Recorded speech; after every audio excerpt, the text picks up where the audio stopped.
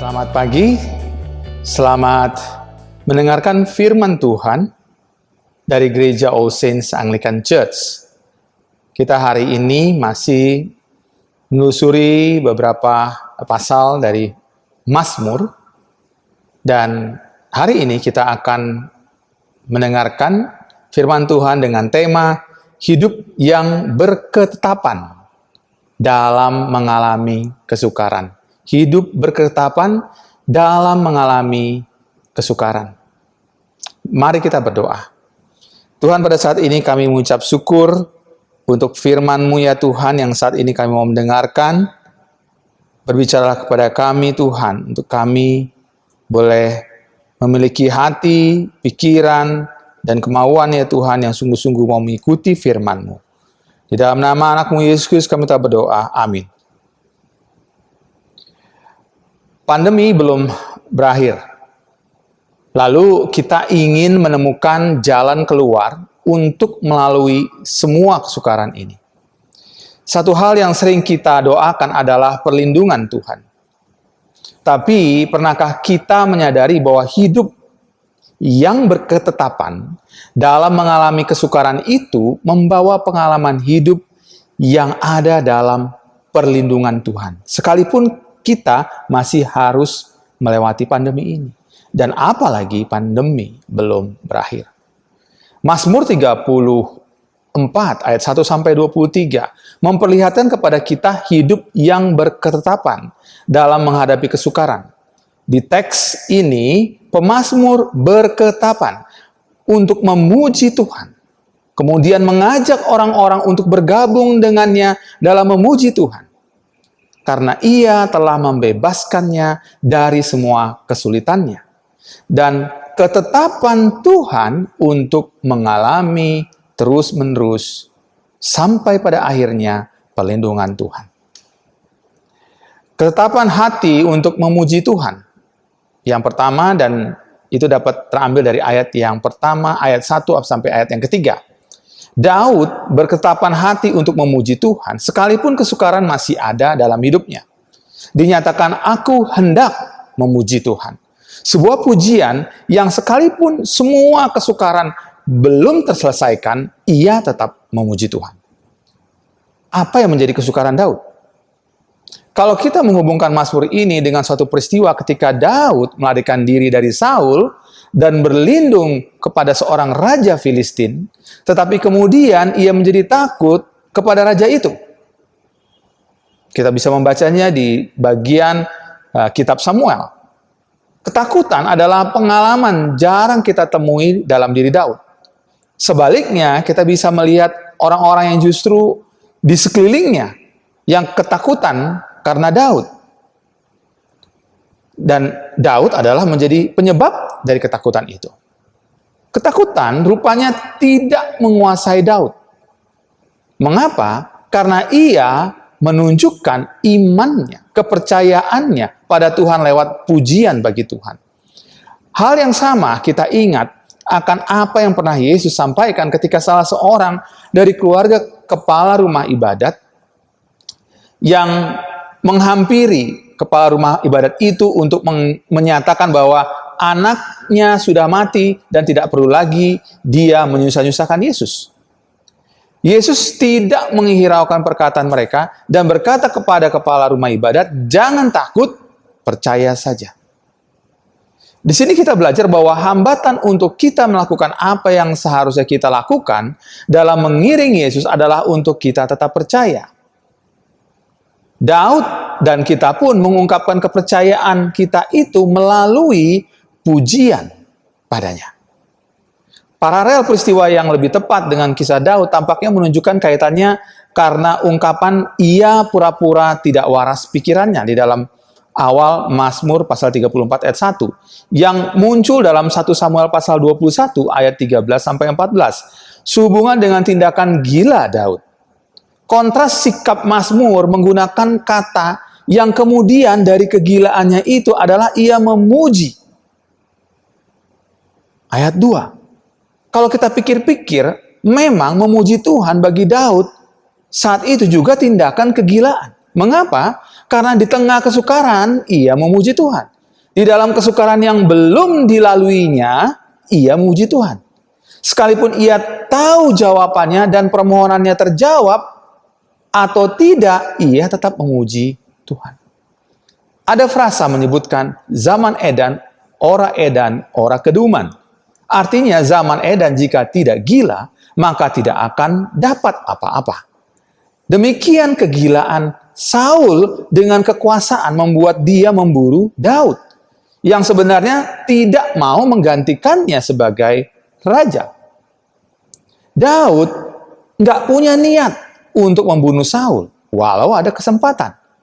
Kita belajar bahwa merespon kegilaan zaman, sama seperti Daud merespon kegilaan dari Saul, tidak mungkin tidak dengan memuji Tuhan. Pemazmur mengatakan, aku hendak memuji Tuhan pada segala waktu. Puji-pujian kepadanya tetap di dalam mulutku. Di sana ada kata tetap yang berarti sebuah durasi, perpanjangan, kelanjutan.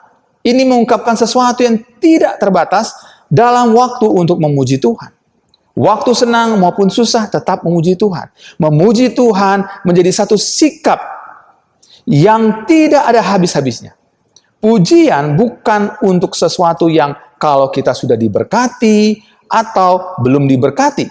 Pujian itu sesuatu yang tidak ada batasnya. Batasan-batasan yang tidak tergantung pada kondisi dan situasi Anda dan saya. Karena kita berhadapan dengan Allah yang menciptakan kita.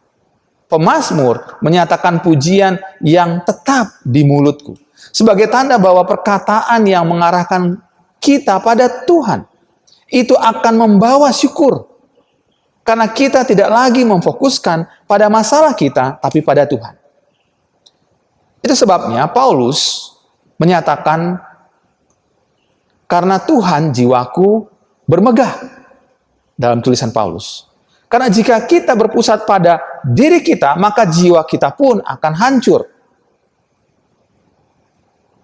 Dan itu juga yang dilakukan oleh Daud. Tapi jika kita berpusat pada Tuhan, maka jiwa kita pun bermegah. Kita tahu bahwa Tuhan yang mengetahui yang awal dan akhir hadir di sana. Kekuatannya melintasi waktu, di waktu yang mungkin kita lihat dengan mata kita, sangat terbatas. Bayangkan hidup Anda yang terkungkung banyak di dalam rumah, namun karena Anda dan saya percaya padanya, maka semua perasaan, pikiran, kemauan kita diliputi oleh Tuhan, sehingga membuat kita berseri-seri. Ya, kata bermegah di sana secara literal, artinya menjadi cerah, bersinar, menjadi indah. Ketika wajah kita ditekuk, diliputi hal yang membawa kita sedih, tertekan, teringat Tuhan, lalu kita memuji Dia. Sehingga semua wajah dan suasana hati kita pun berubah. Kita akan berkata, ada Tuhan. Hal lainnya yang kita perlu ketahui tentang kata tetap. Saat Daud menyatakan ketetapan hatinya dalam memuji Tuhan, penggunaannya di situ adalah menyatakan pengabdian pribadi pada Tuhan. Itu secara khusus sekali. Artinya memuji Tuhan adalah sesuatu yang wajib kita nyatakan. Sekalipun tidak ada nada perintah di sini. Hal ini sesuai dengan frasa orang-orang rendah. Karena kerendahan ini menunjukkan kehambaan kita dalam pengabdian, sekalipun dunia menganggap itu kelemahan. Pujian sekali lagi tidak diutarakan saat kita merasa sudah diberkati, tapi saat kita mengabdi. Di sini kita menangkap kembali pesan kehambaan dari Daud. Karena memang sulit bagi orang yang tidak menghamba pada Tuhan untuk memuji Tuhan. Kita perlu memastikan bahwa kemegahan itu bukan datang dari kita. Bukan datang dari diri kita. Tetapi datang dari kerendahan dan kehambaan. Inilah pujian yang akan membawa kita untuk bersukacita. Seperti Daud katakan, biarlah orang-orang yang rendah hati mendengarnya dan bersukacita. Artinya tanpa kerendahan, seseorang yang mendengar firman Tuhan hari ini, maka sukacita pun tidak turun atasnya. Sebaliknya saat ini, kita mengalami kerendahan, kita akan juga mengalami sukacita. Mereka yang mau hidup di dalam kerendahan, bersamaan juga sukacita itu akan muncul. Ini mengingatkan kepada kita bahwa mungkin salah satu masalah duka cita dan kemurungan dalam hidup kita terjadi karena kita tidak cukup rendah hati di hadapan Tuhan. Daud sedang mengajak kita untuk bersukacita sekalipun di tengah pandemi dan kesulitan hidup ini melalui mazmurnya. Ini kesempatan mengubah cara pandang kita bukan pada hal-hal materi, tapi karakter ataupun sifat yang diantaranya adalah kerendah hatian yang muncul di hadapan Allah. Karena dari dalam kerendahan hati, kita pun memuji Tuhan. Yang kedua adalah ketetapan mengajak atau ajakan untuk memuji Tuhan. Ayat 4 sampai ayat yang 13. Dari sikap pribadi Mazmur, yaitu Daud, kita melihat ketetapan hati kita untuk memuji Tuhan setiap waktu. Rupanya itu tidak berhenti di situ saja. Daud mengarahkan kita untuk mengajak orang lain memuji Tuhan. Dari pujian personal menjadi komunal. Osen punya waktu doa yang diisi oleh puji-pujian dan pemazmur menyadarkan kita untuk melakukan keduanya. Kita semua adalah pemuji Tuhan. Di satu sisi secara pribadi dan di sisi lain bersama-sama dengan orang percaya lainnya. Bahkan hal ini bukan saja menekankan soal komunitas di gereja saja, melainkan di dalam keluarga juga. Memuji Tuhan bersama dengan keluarga. Seorang pemuji akan memuji Tuhan waktu ia sendirian maupun saat ia bersama-sama dengan orang lain. Seorang pemuji bukan seorang yang memuji Tuhan dan asik sendiri dengan pujiannya tanpa menggubris orang lain untuk mengajak mereka untuk memuji Tuhan. Kepercayaan dan pengabdian seorang pemuji membawanya untuk mengarahkan orang-orang lain kepada Tuhan, bukan pada dirinya. Baik ketika ia melakukannya sendiri, maupun saat ia melakukannya bersama-sama. Ia bukan ingin tampil untuk dilihat orang dan mencari viewer. Kalau kita mencari viewer, maka kita menghalangi orang lain untuk melihat Tuhan. Kita membuat orang lain memuji kita, sekalipun pujian yang kita cari itu hanya basa-basi saja.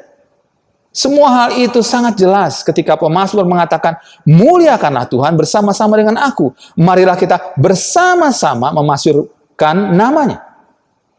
Aku telah mencari Tuhan, lalu Ia menjawab aku dan melepaskan aku dari segala kegentaranku. Tunjukkanlah pandanganmu kepadanya, maka mukamu akan berseri-seri dan tidak akan malu tersipu-sipu. Kebersamaan kita memuji Tuhan seperti Daud yang telah mencari Tuhan dan menunjukkan pandangannya pada Tuhan. Pemazmur juga mengatakan alasan memuji Tuhan dengan menyebutkan bahwa Dia atau Allah menjawab dan melepaskan dirinya dari segala kegentarannya. Ini bukan berarti kita merasa yakin Tuhan menjawab dan melepaskan kita sebelum kita mencari Tuhan dan menunjukkan pandangannya pada Tuhan. Ya, pandangan kita pada Tuhan. Karena kita melihat sejak awalnya Daud menyampaikan pujian yang terlebih dahulu, membuktikan hidupnya yang terus mencari Tuhan dan menunjukkan pandangannya pada Tuhan. Keyakinan itu perlu ada lebih dahulu sebelum semuanya diambil alih oleh Tuhan.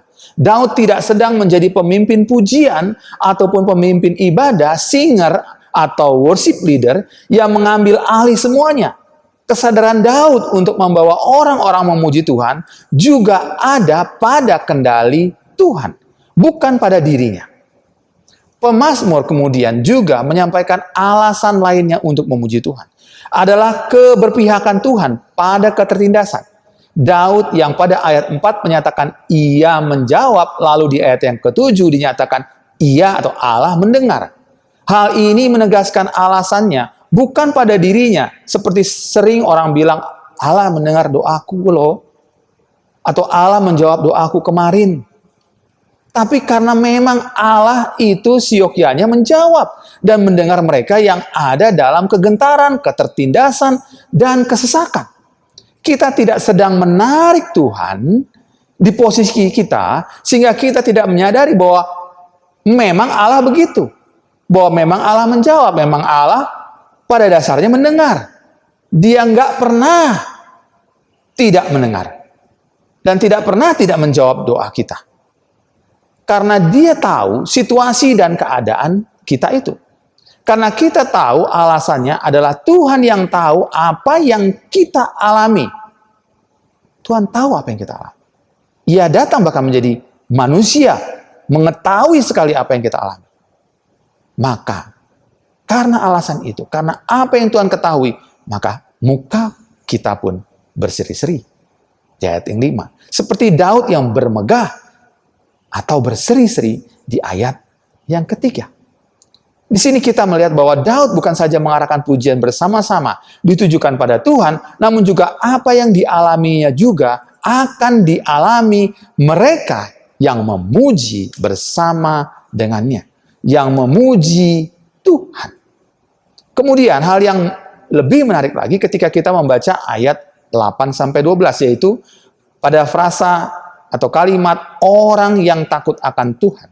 Itu diulang-ulang, ayat 8, ayat 10, ayat 12. Karena kita melihat di sini hubungan takut akan Tuhan dengan ketundukan padanya. Ketundukan yang dialami Daud sebagai orang yang rendah hati juga ingin ditularkan menjadi hal yang bersifat komunal. Bukan saja pribadi, tapi semua orang. Di depan atau menjadi respon semua orang. Ada frasa orang-orang dan kata ganti orang jamak, yaitu mereka. Menekankan betapa pengalaman ini bisa dialami bersama-sama. Pengalaman di mana Tuhan berkemah untuk meluputkan kita. Pengalaman merasakan kebaikan Tuhan dan kebahagiaan. Pengalaman hidup dalam kekudusan karena kita tidak sedang menduakan Tuhan dengan segala yang ada di dunia ini. Sehingga kita mengalami hidup yang juga tidak berkekurangan. Pertanyaan pentingnya adalah apakah kita mau hidup dalam takut akan Tuhan? Atau setidaknya apakah kita mau belajar hidup takut akan Tuhan? Seperti yang dinyatakan oleh Daud. Kita harus melakukannya ini bersama-sama. Karena kalau sendiri-sendiri maka kita bisa bilang kita semua masing-masing hidup dalam takut akan Tuhan. Oh, saya takut akan Tuhan. Orang itu juga akan mengatakan, oh saya takut akan Tuhan. Tetapi jika hal ini berkaitan dengan orang lain juga, maka kerendahan, ketundukan itu pun akan sungguh kita rasakan dan bisa kita rasakan bersama-sama. Bagaimana mungkin demonstrasi ketundukan hanya kita lakukan saat kita memuji dan menyembah Tuhan secara pribadi? Tidak bisa. Harus juga bersama-sama, dirasakan oleh yang lain. Kerendahan hati dan ketundukan memerlukan orang lain juga. Sehingga wujud sikap kita pada Tuhan dapat tampak di hadapan orang lain. Dan membawa makin banyak orang memuji Dia dan memiliki sikap yang sama. Hal ini bergulir terus sehingga sungguh kita memiliki ketetapan untuk mengajak orang lain memuji Tuhan. Yang ketiga, yang terakhir adalah ketetapan Tuhan untuk mengalami perlindungannya.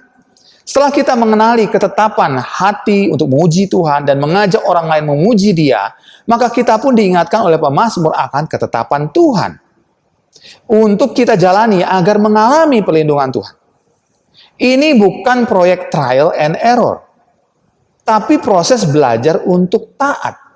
Ayat 12 menyebutkan, marilah anak-anak, dengarkanlah aku, takut akan Tuhan akan kuajarkan kepadamu.